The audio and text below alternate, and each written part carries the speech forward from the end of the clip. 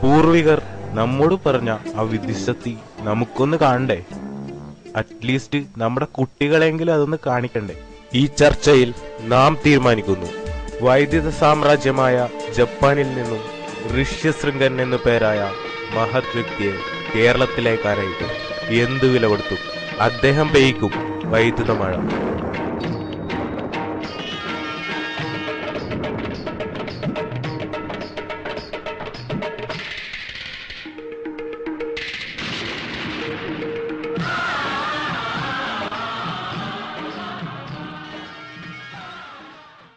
ഓർക്കുമ്പോ മനസ്സിൽ നിന്ന് വിഷമം അങ്ങോട്ട് മാറുന്നില്ലടാ.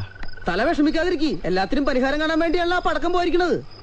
പോയ കാര്യം നടക്കോടാ. തല ടെൻഷൻ അടിക്കണ്ട, ഇനി കിട്ടാതിരിക്കോടാ. എന്റെ തല കിട്ടും. എനിക്കങ്ങോട്ടും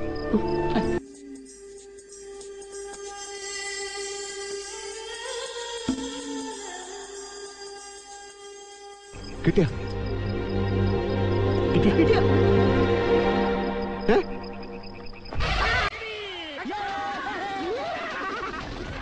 അവതാരപ്പിറവിയുടെ സകല രൗദ്രഭാവം ആവാഹിച്ച ആ മൂർത്തിയുടെ പേര് ഋഷ്യശൃംഗൻ എന്നാണ്. ദാ കാണ്.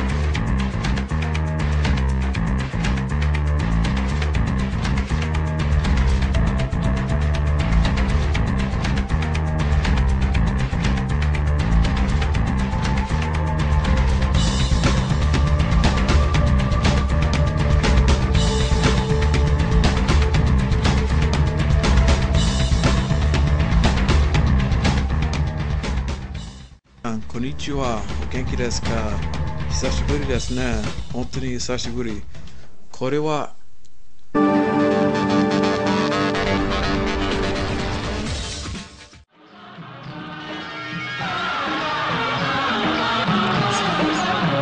dum dum dum dum dum vinadam nadam nadam dum dum dum dum dum vinadam nadam nadam ദേവദുന്ദുഭിതൻ വർഷമംഗലഘോഷം ദേവദു.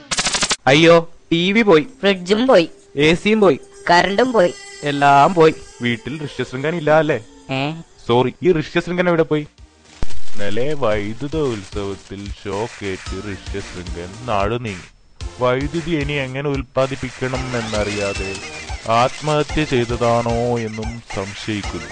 കൊള്ളാം. പഴയതിലേക്കൊന്ന് തിരിച്ചു പോകാൻ ശ്രമിച്ചതാ, പഴയതിലും മോശമായി.